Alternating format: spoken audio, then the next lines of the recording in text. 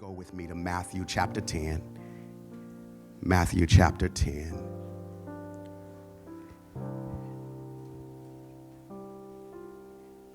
I'm going to be reading verses 34 through 39. 34 through 39. And it says, this is Jesus speaking. It says, "Do not think that I came to bring peace on earth. I did not come to bring peace, but a sword. For I have come to set a man against his father, a daughter against her mother, and a daughter-in-law against her mother-in-law. And man's enemies will be those of his own household.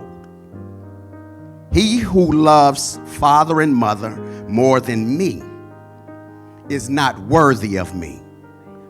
And he who loves son or daughter more than me is not worthy of me. And he who does not take his cross and follow after me is not worthy of me. He who finds his life will lose it, and he who loses his life for my sake will find it." This is part 14. Part 14 of Fit to Follow. You may be seated in the presence of the Lord. Part 14. I never thought that I would be in a series this long. And as much as I want to push on to the next series, I can't do it without God's endorsement, because this word belongs to him, not me. It's not fabricated by me or conjured up by me, but it is his word and his word alone. I believe that it is important. I know that the women on yesterday had a very powerful gathering, and I left intentionally so that I would not eavesdrop and weave into what God had given me from you. And I know that it is in season, as the women had on their camouflage on yesterday. And I believe part of that was a call to active duty. And I can't help but today reflect back on my own personal experience, being a veteran from the U.S. Army. And I believe that this text today will speak to us in ways that we didn't think it would speak. This text says something to a lot of us that we didn't think Jesus would say, though he is the Prince of Peace. He says in this text that he did not come. The Father did not send him here for peace, but he came with a sword.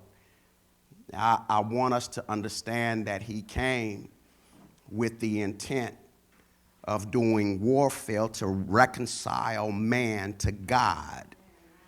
He came to get us fit for the Father. And you can't help but look at the text and see something in the text that reminds me solely of the military. In this text, he says that you have gotten me mixed up, and I know that we dress him up as being warm and fuzzy. He's the God that holds you in his arms, and he rocks you to sleep, and he wipes your tears, and he says, everything is going to be okay. But he says, you got me mixed up. Amen. Your life is in shambles, and I have come to whip you into shape. Amen. Not whipping literally, but his task is to get us into shape that God may receive us back to himself. He's come to war against a life of sin. And I must say this, that for me, it is imperative that I tell you there is only one way that you're going to get to God. And that's through holiness.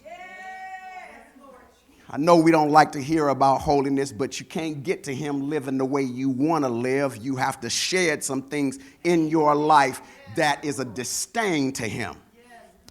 When I was 14, 13, I would notice a young man that would come to church with his uniform and all of his badges. And the way he walked in with his shoes spit shined, he walked in and he drew attention from everybody in the church. When he walked in from the entrance, all heads watched him when he came, and I knew at that moment there was something about that uniform I had to have. Wasn't the attention, but it was the way that he carried himself with the assurance that he belonged somewhere and that his assignment was his and his alone. From that day, I would imagine and dream and envision myself being in his uniform and believing that this was something that I would chase after relentlessly. I would get these stickers and I would put them on my closet. And every night I laid down, I would look up and it would be all you can be in the Army. When I laid down, that's the last thing I saw before I went to sleep. When I woke up, that was the first thing I saw. Be all you can be. Right next to that, I had a poster on the closet right next to that with the image of Uncle Sam. Y'all remember the image of Uncle Sam? And Uncle Sam with the big top hat with the red, white, and blue stripes, and he's pointing his finger. And he says, I want you. That would be one of the last things I would see before I went to sleep. And the first thing I woke up every morning, I would be driven by be all you can be. And I want you. I would envision going into the military and getting my nice Class A's uniform with all my badges and everything and my ribbons and walking in church. This is how I saw it. The Army represented to me the flash and the prestige of walking in church and garnering the attention. I could see myself walking in and everybody pointing and looking at me head to toe. I would go as I turned 17 without telling anyone. This would still be ingrained in my head. I want to be in the Army. One day I decided to take my mother's Trans Am. As she gave me the keys, I didn't tell her where I was going. I went to the recruiter. Pull up in the parking lot, and I said, I ain't telling nobody I'm going in to join the Army. Now, those of us from old school, you thought, as well as I did, that you could just walk in and say, I volunteer. And they would say, come on in. But that wasn't the case. You go in, and the recruiters are sitting there, and they're dressed real nice, and they're talking real nice. Oh, hey, how are you? And you start to talk, and I want to be in the Army. Oh, you do? Yeah, I want to be in the Army. And I'm thinking I'm going to leave that next week. In my mind, I'm thinking the process is one that is, we just accept you. Little did I know, as much as I hated school, the first thing they say is, we want to test you. Wait a minute, hold on, wait a minute. I don't want school, but no, we want to test you to see what you know. so that we'll know how to place you. I thought that the test would be 20 minutes or 30 minutes. The test ended up being 2.5 hours. And the longer the test took, the more frustrated I got. But in me was a determination that I wanted that uniform. I would take the test. In the end of taking the test, they would tally my score, sit me down, and then open up a long list of what are known as MOSs, jobs, assignments. And you would go through and you would choose what you think fits you best. I chose what I believe I wanted, and they congratulated me, said, welcome to the first stage of becoming a soldier. The first stage. I thought this all, so what's next? Now we got to check to see if you are physically fit for what you think you really want to become. Months later, I would get the instructions to get my airline ticket and catch a flight to Arizona for my physical. And I thought that the physical would be just check my blood pressure, check my heart rate, make sure I'm good to go, but that physical took 2 days. They went from head to toe and from toe to head. And they went outside to inside, inside to outside. And after that physical, I was still determined that I wanted the uniform. After I went home, they would give me my date to report to boot camp. I would have that summer, and I would be doing everything that I could to prepare. And I told you a few weeks ago, I said that I am not bald because I have to be bald. I'm bald by choice. I know some of y'all are looking at me like that can't be, but it is the truth. I went home and I said, I'm going to get myself ready. And I cut my hair off. I started doing what I thought I could do to get out in front of training. Little did I know, the little that I did, I may as well have not done anything. I would show up for my process, and the Army is not like a lot of you think.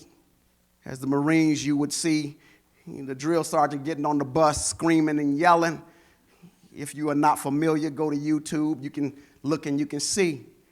But the military is different in this way for some other branches, and the Army is one that they bring you in knowing that you could still back out. So they woo you. You get to the processing center,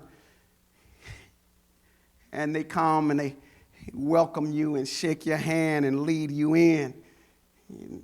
During that first week, you have to get your shots and you have to fill out your paperwork. You have to get fitted for your uniforms and your boots, and they have to issue you all your supplies and all of these things to prepare you. And you start to relax and be like, oh, this is going to be nice. This is going to be a good trip for me. After they had processed and got us immunized and situated, we are getting prepared to get assigned to go to our drill sergeant. We're all excited as we're all congregating to talk about what we expect to get out of the military. It's at this moment that everything has been solidified, This is the point of no return. Let me pause here. For those of us who think that following Christ, that you should not weigh your options, I think that he tells us that you must count the cost. Why? Because he didn't come for peace. Jesus in this case reminds me of the drill sergeant who we see coming down with his lid pulled down just above his eyes, and he looks like he's mad at the world. He comes down and he's walking straight as an arrow. He comes into the room and he starts to scream and yell. Forget everything that your mama and your daddy told you. I'm your mama now and I'm your daddy now. Everything that you have been taught in your past, throw it out. You want to be a soldier? You can't be a soldier just by wearing the uniform. Now it's time to get about getting in shape. He said, you are not even fit to be called a soldier right now. You are a recruit. It's at this moment that my life starts flashing. And I start saying, God, what have I done? He said, no, this is what you said you wanted. And now you realize in order to wear all the flashy badges, you must now pay the price. My life takes a turn that I did not expect it to. It's at this moment that sleeping in late till 1 o'clock in the afternoon was no longer. We're now waking up at 4 o'clock in the morning and never touching the bed until 7 o'clock at night. Now, for those of us who are here who have never experienced this, the military is not a place where you get to keep who you are. It's where you must die. Now, they tell you in the military that you have to die. There's no place for you. You will learn how to dress the same. You will learn how to eat the same. You will learn how to sleep the same. You will learn everything as one. We pride ourselves on our individuality, but in the Army, in the service, you cannot be singular, alone and isolated, but you must be integrated with everyone else and moving as one. They teach you how to walk as one. Everywhere you go, you march, sounding like one person. That's what the march symbolizes. It symbolizes unity of one. When you eat not when you are hungry. You eat when they tell you you're going to eat. When you go to sleep, they tell you when to go to sleep. You go in and you start to think of all of the benefits that you wanted. I thought about the pay, getting a paycheck at 18 and realized that the pay that I wanted wasn't even enough to satisfy me.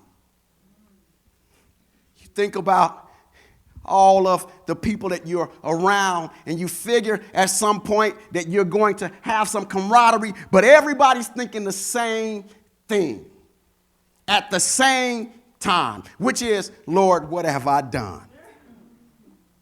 You start to wonder if you made the right decision. And I want to say this, that when you come into the knowledge of Christ, sometimes it will make you ask, have I made the right decision? Now, we like the benefits, but we don't want the burden. Now, everybody wants the blessings that God has, but none of us wants the burden that we have to carry. He says in the text, he says, you can't come after me unless you first deny yourself.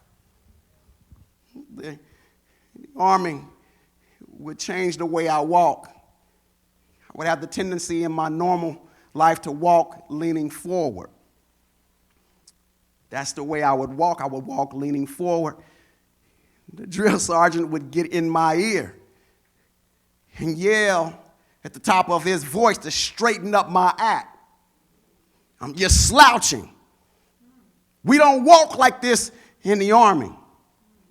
So I would have to force my body to do something that it wasn't used to doing, which is straighten up. God, when he recruits you, you can't come to him and stay the same. He will tell you, I don't like your walk. Straighten up your walk. But this is the way I've always walked. In my army, you don't get to walk the way you want to walk. Straighten your back. Raise your head. See where you're going. A lot of us are unsure of where we're going because we want to be in charge of where we're going. Jesus says, you're under my command now. You go where I tell you to go. You sit where I tell you to sit. You eat what I tell you to eat.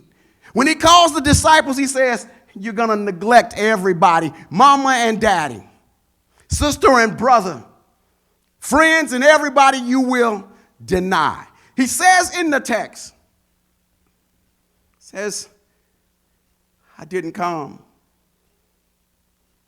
for peace.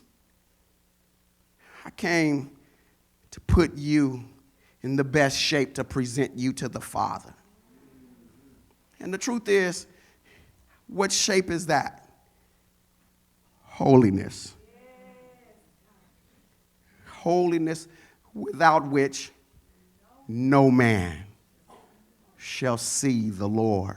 I don't care how it sums up in our lives, you won't be able to do what you want to do, and you will learn that in his army, that it is his standard. There are things that I learned even in boot camp that still apply to me to this day.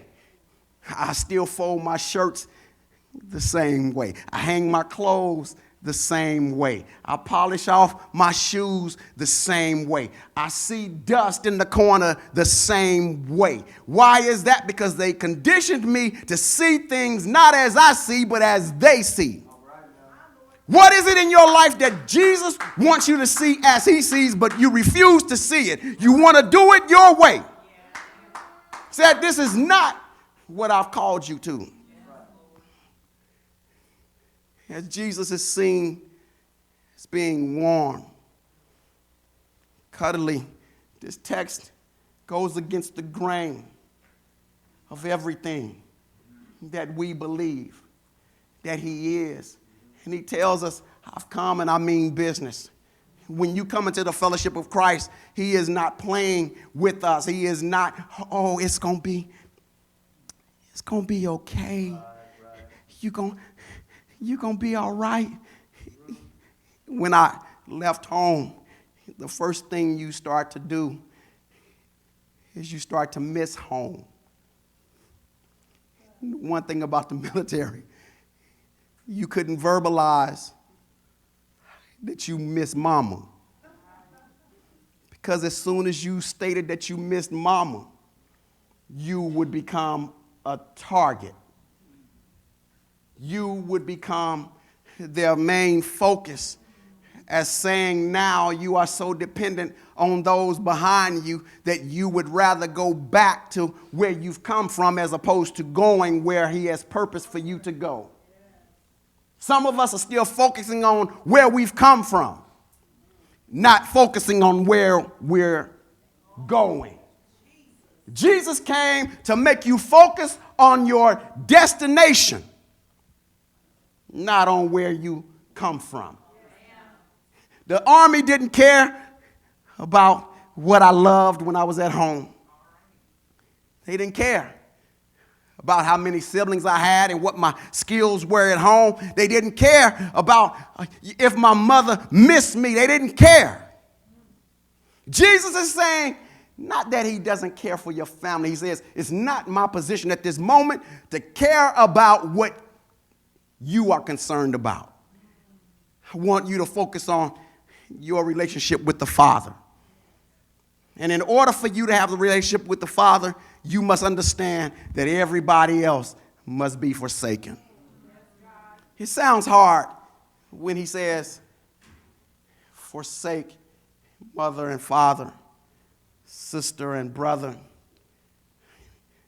mother-in-law, daughter-in-law, even your own children. It sounds like, Jesus, how can you be so hard? Why is that? Because you must work out your own salvation. This was one of those things where as they would get me into shape, they would change the way I eat, the way I would move and navigate through life. They would strip me of everything that I thought made me me. My character, those things that I thought made me me, they said, you're going to come down or we're going to make it hard for you. I want to say this, that many of us are struggling with Christ now because we just don't want to give up those things that we think make us us. But there is no you in Christ.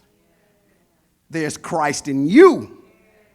But you can't be so influential on Christ that you get to keep part of who you want to keep.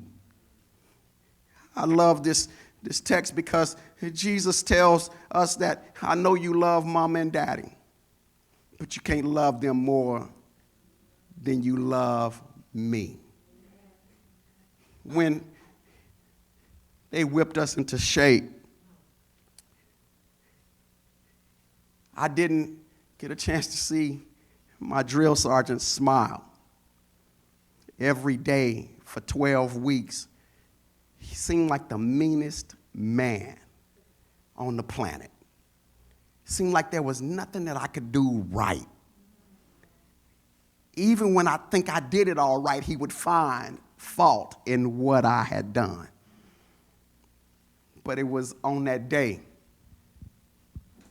that he had molded us and made us into who he wanted us to be. On that day that we would graduate was the first day I would see him smile. Why is that? Because he had to be something in order to get me to do something. And he realized that if he had become so common with me, I wouldn't become who he called me to be. Some of us think God is a tyrant. You think Jesus doesn't care because you're suffering, because you're going through.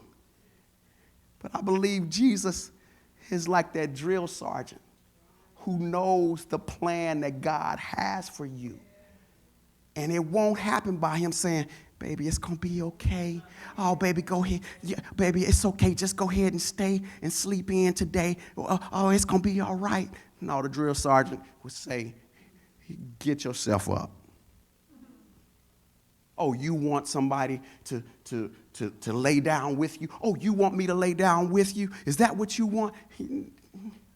You would be mindful to not say that's what you want.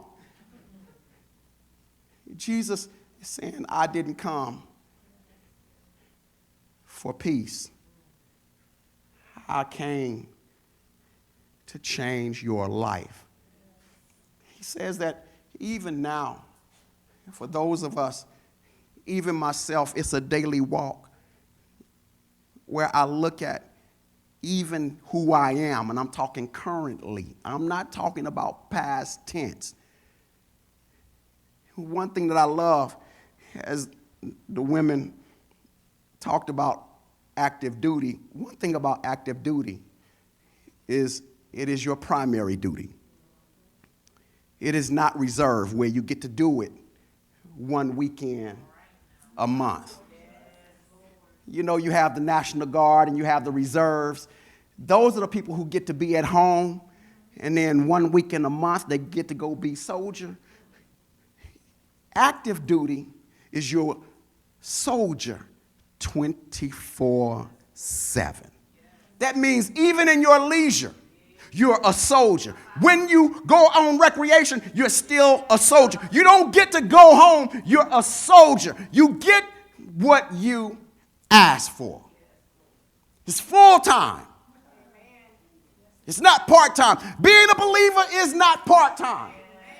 You don't get to, well, I'm going to live right because church is tomorrow, so I'm going to get right. He's like, no, you're not a reserve Christian. You don't get to push aside those things you know that he abhors.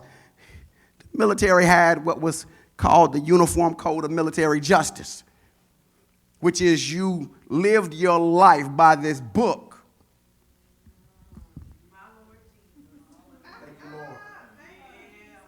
This book you could fit in your pocket. They wanted you to be so ingrained with how you should live that they said, carry this book in your pocket. This book guides your life. In that book tells you how you should dress. In this book, it tells you how you should approach your fellow soldier. In this book, it tells you how you act in your recreation. In this book, it tells you how to make your bed. It tells you everything you need to know. As a soldier in the Lord's army, where's your book? Your book is your Bible. In this Bible, there are parts in here you don't want to accept, you want to deny, but he says, no, you want to know if you can do this? Go to the book. You want to know if you can go there? Go to the book. You want to know if you can wear this? Go to the book. You want to know if you can talk like this? Go to the book. Everything you need to know is in this book.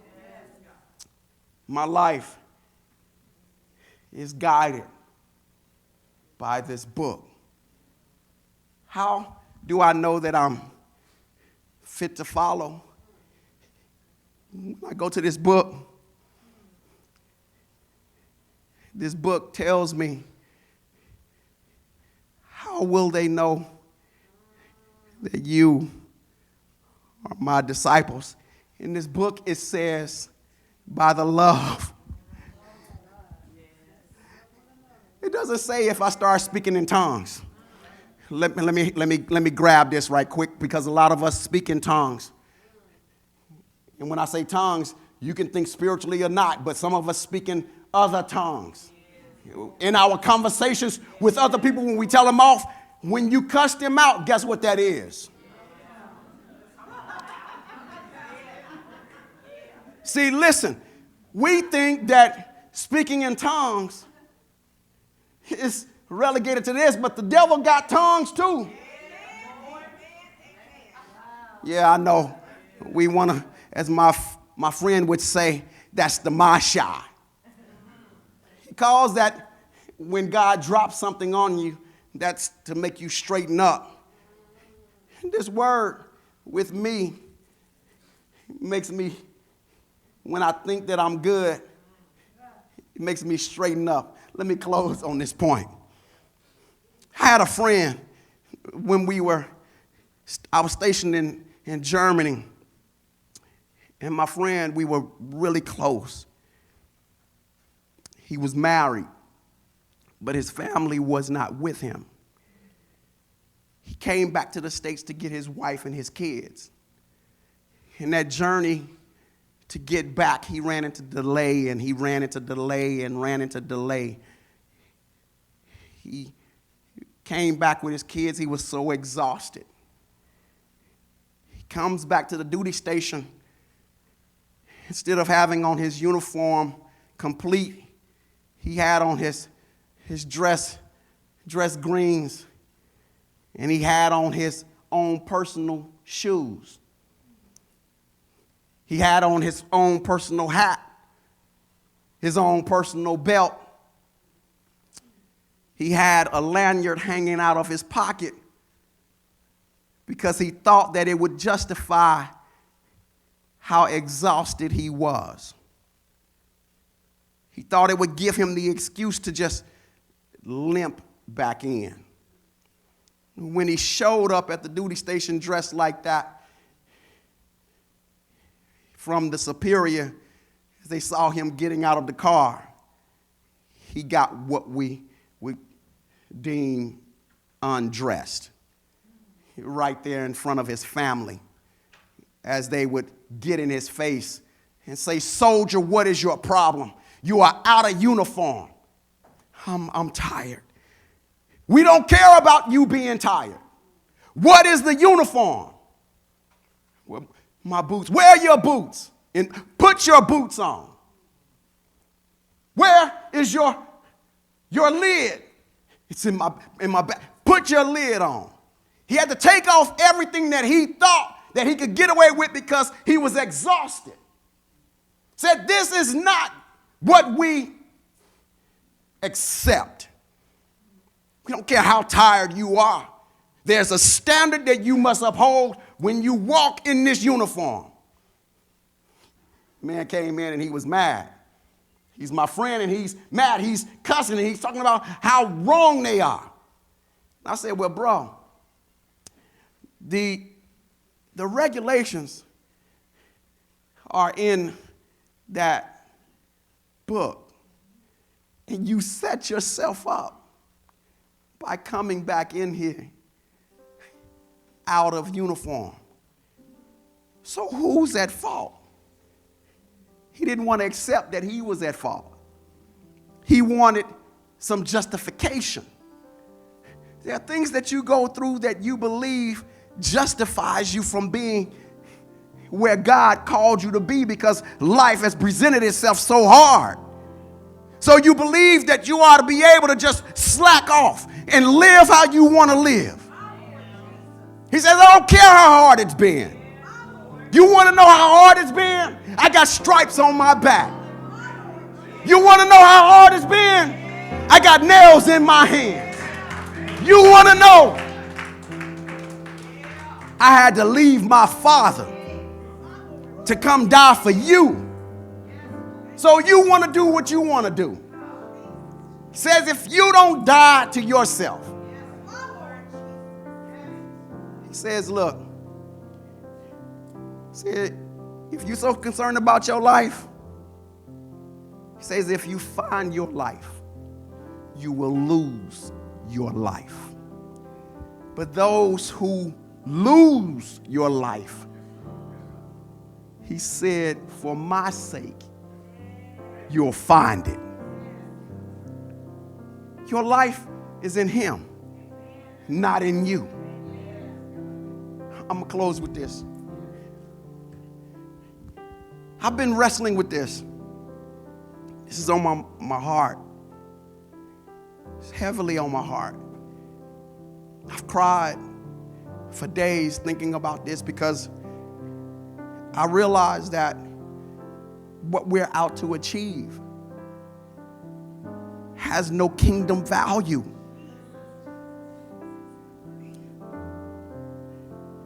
Jesus says, the reason why none of this matters, when you leave here, you leaving by yourself. You can't take nothing. Look, y'all, you gotta think. What is it that you value more than him? If you value your friendships and your relationships more than him, he says, kill it. If you value your family dinners more than you value him, kill it. If you value your dreams and aspirations, it says, kill it. Why? Because the dream ain't worth nothing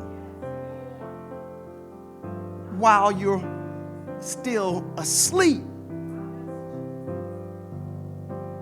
Once you wake up, reality sets in. What is your life for? And I asked God, I'm like, God, why did it take me so long to get here? To realize that everything that I've accumulated, I don't care what I've saved. Thank you. I was getting dressed this morning and I was just looking at my clothes in my closet.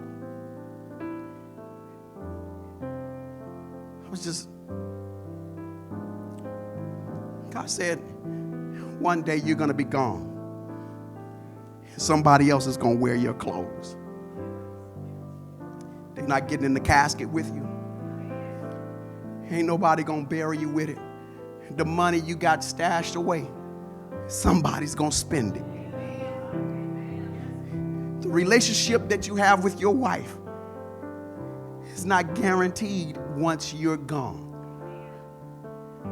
But one thing that will remain is my word will always remain. Stand to your feet.